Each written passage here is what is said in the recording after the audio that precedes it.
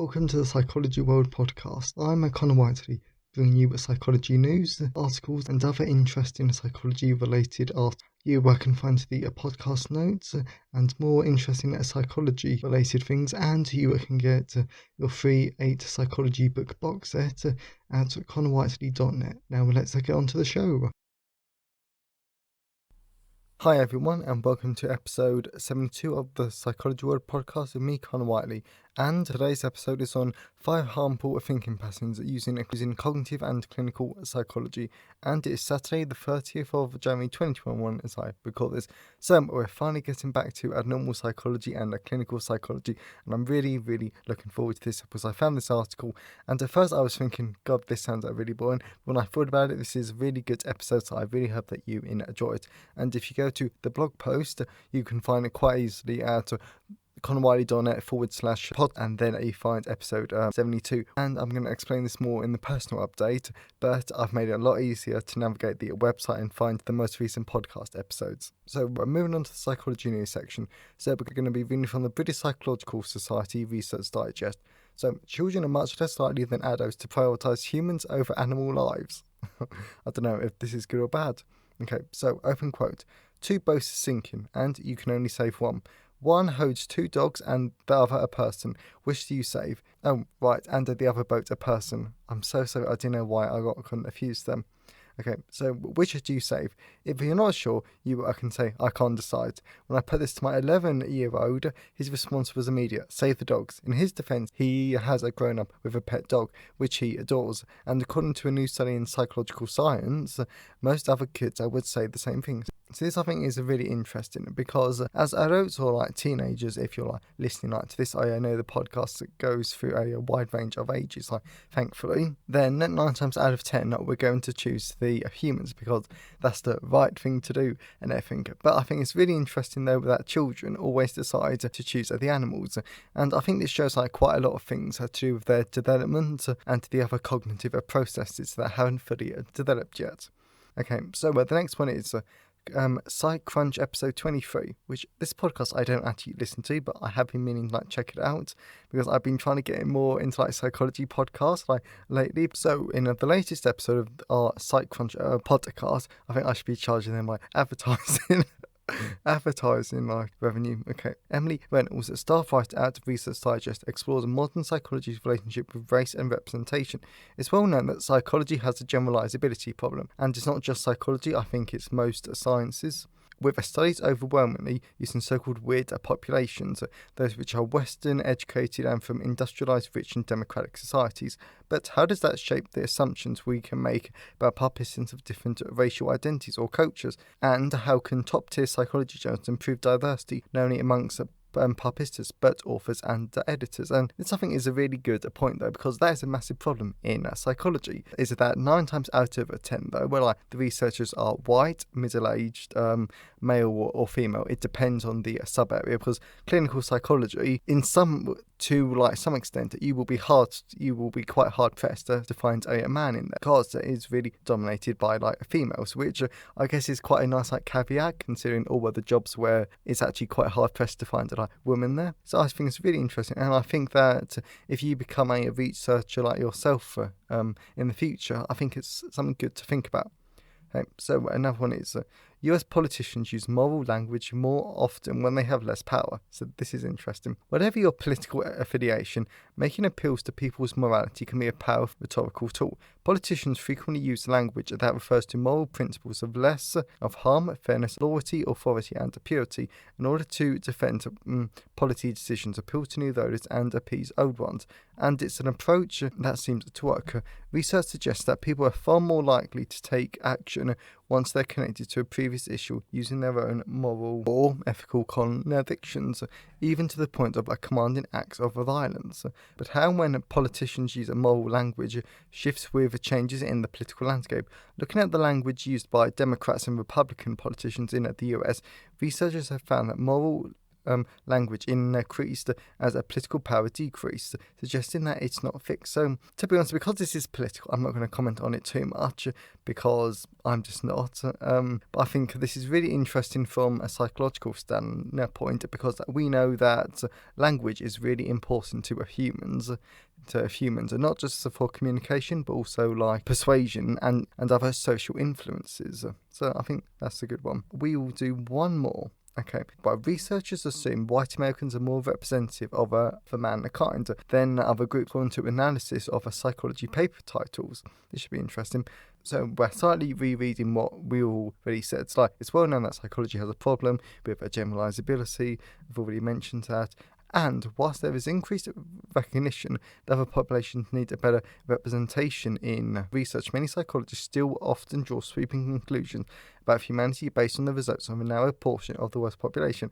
A study published in Social, Psychological and Personality Science suggests that the problem may have another, more sinister effect. The authors argue that because of psychology's traditionally narrow focus, we've ended up implicitly assuming that the results of studies on weird groups, particularly white Americans, are somehow more universally generalizable than from other populations. So this, I'm gonna try and be a bit diplomatic about this, but in all honesty, white Americans, yes, they are the easiest subject stuff to get, and the same goes for undergraduate psychology students because they're so easy to use in your studies. But if you really think about it, the American population, same goes for the British population, is so tiny compared to other countries that in reality I think you can make barely any conclusions based on white Americans alone, like especially when you consider that China, but that Chinese people, that's 1.3 billion, I think.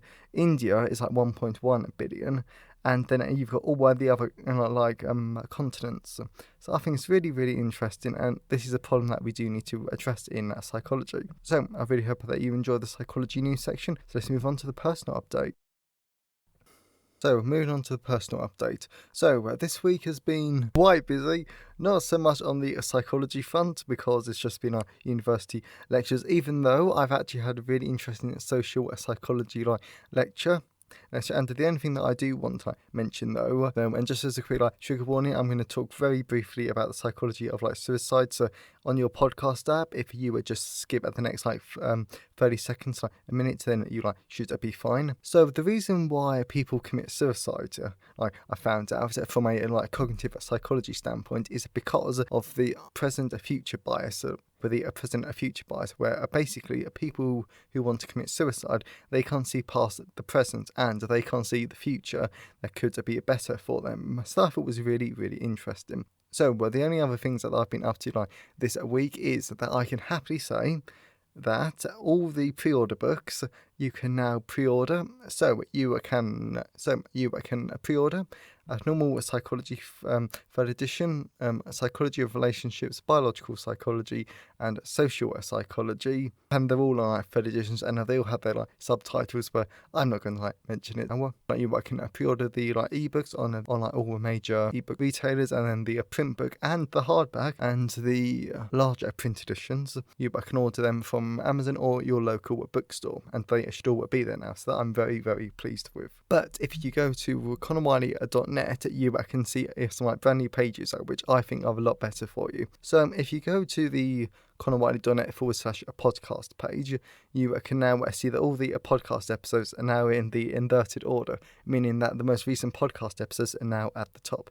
Don't ask me why I didn't do this from the beginning, but I know that if you want to look at a particular episode, it's going to be so much easier now. But because if you want to look at something that was 10 episodes ago, you can now just scroll down from the top in instead of having to scroll down all the way to the bottom. So I really like it. Yes, I really like that now. And also, because there's thankfully so many episodes and there's so much great content on connorwiley.net, now what I've done is that if you go to connorwiley.net/start here, there's links to specific pages. So, for example, there's a page for biological psychology, so cognitive psychology, social psychology, clinical psychology, and forensic psychology. And on all of these pages, they're filled, they're filled with links about like that topic, and the links are to the podcast episodes and to the links to the books. So in case you're thinking, oh, I really want to learn more about cognitive psychology, so what you can do is you can go to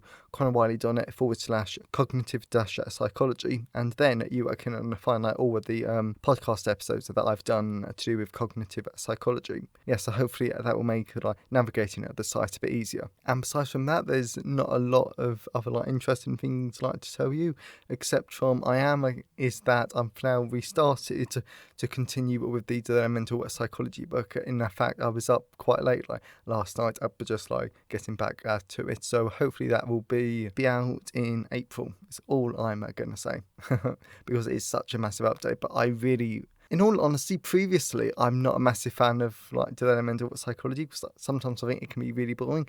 But this book's definitely, and this update is definitely making me change my mind. So I'm really, really enjoying it. So if you don't like developmental psychology or child development, hopefully this book will be much better of a resource to you. Because let's face it, sometimes university lectures and university lecturers, they're not the best resource, so especially if they give you quite long-winded, quite dull content. And as always, I always love to know your thoughts and feelings on today's episode. You can always email me, connorwhiteley@connorwhiteley.net. You can always leave a comment on the show notes at connorwhiteley.net/podcast. And you can always tweet me on Twitter at sci-fi whiteley. And this episode has been sponsored by Abnormal Psychology, The Causes and Treatments of Depression, Anxiety and More, 3rd edition. So this book I absolutely love. I think that if you're interested in abnormal psychology or clinical psychology, and you want to know what causes depression, anxiety disorders, and there are many different types of anxiety conditions, and also schizophrenia, the schizophrenia section got a massive update, then this is the book for you, because I really, really enjoyed it, and it's filled with great information from the biological, the cognitive and the social causes of these different conditions, and also there's so much great information about how these conditions are treated for example the psychodynamic way, psychotherapy, the many different biological treatment methods, which including some of the newer ones that are in development. That's really, really interesting. So that is Abnormal Psychology, Causes and Treatment of Depression, Anxiety and more, 3rd edition. And you can find the available on all major ebook retailers, and you can order the hardback, large print and paperback version from Amazon or your local bookstore, and that will be released the 5th of April 2021. But if you didn't want to wait for the pre-order, then you can buy the ebook directly from me at payhip.com/Connor Whiteley. And if you're concerned about getting the ebook from me directly, I just want to know that the company that I use to actually get the ebook to you is super efficient, super quick. It takes seconds, and if you're having any problems getting the ebook in your preferred file, then they have an amazing support team, an amazing help desk. I've used it myself tons of times, and they're always super helpful, super efficient, and I cannot recommend it enough. So if you don't want to wait for the pre-order, then please go to payhip.com/Connor Whiteley to get it direct. So that's enough the personal update. Let's move on to the content part of today's episode. So we're moving on to the content part of today's episode. So we're going to be talking about the 5 harmful thinking patterns using cognitive and clinical psychology. So the first one is we dwell on the past or future, because let's face it, we all do this way too much. So as humans, we are terrible for focusing and worrying about the future and past. And I sadly know this from personal experience, because when something happened to me a few years ago, I focused and I criticised myself for about 6 months before I finally forgave myself. And still from time to time, I still think about that time in my life. And yes, I know this is a bit more of an extreme version, but it's still quite applicable, because I truly believe everyone has times in their lives when they hated themselves and everything, or they did, or something bad happened to them, and we criticising ourselves, which is really, really bad. But we also worry about the future too, because we don't know what the future is to bring, and sadly, I think that's become very evident in the past year. Speaking of which, as I'm recording this, it's actually the 1 year anniversary, as the news put it, since the UK got its first COVID cases. Overall, this obsession with the past and future can harm our mental health because we can focus too much on the negative. Please. And a possible solution is practice mindfulness, because it can get you to focus on the present more, which means that you're not stressing about the past and you're not worrying about the future. But my quick personal tip, and again, this is not any sort of official advice, nothing on this podcast ever is. So my idea would be to write about the painful memories and your worries, and hopefully you will see that it wasn't your fault, or whatever it is for your personal situation that you're trying to look for. So the next point is we negatively compare ourselves to others. So this is known as upwards social comparison, and this actually does have a lot of benefits for our mental health and our self-esteem. But it can also be harmful too, as it can lead us to feel worthless and useless. And this I talk a lot more in Social Psychology, a guide to social and cultural psychology, 3rd edition.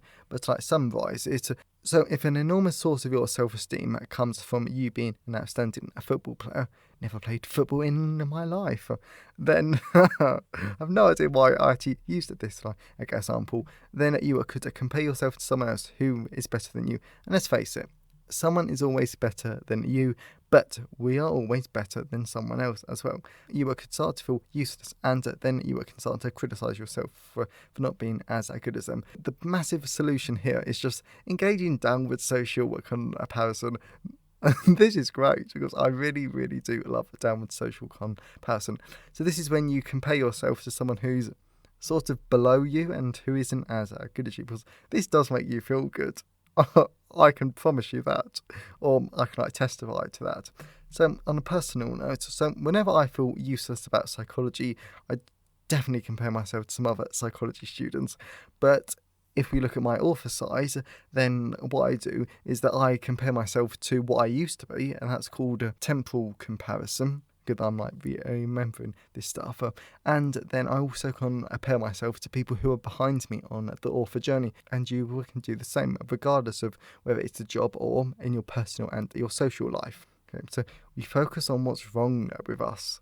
So this I quite like, because we are all so guilty of that, because it's so much easier to focus on the negatives or the bad things about us compared to the positives. This leads to a decrease in our mental health because we focus on the bad and we criticise ourselves. And this actually feeds into the Beck's theory of depression, because of the cognitive triad, which is the negative beliefs about the self, the world and the future. I'm really impressed that I'm remembering all of this. So the solution here is actually pretty straightforward, because you should from time to time acknowledge the bad, but you've got to focus on the good. You're still an amazing person. I truly believe that. So I know I'm not the best psychology student.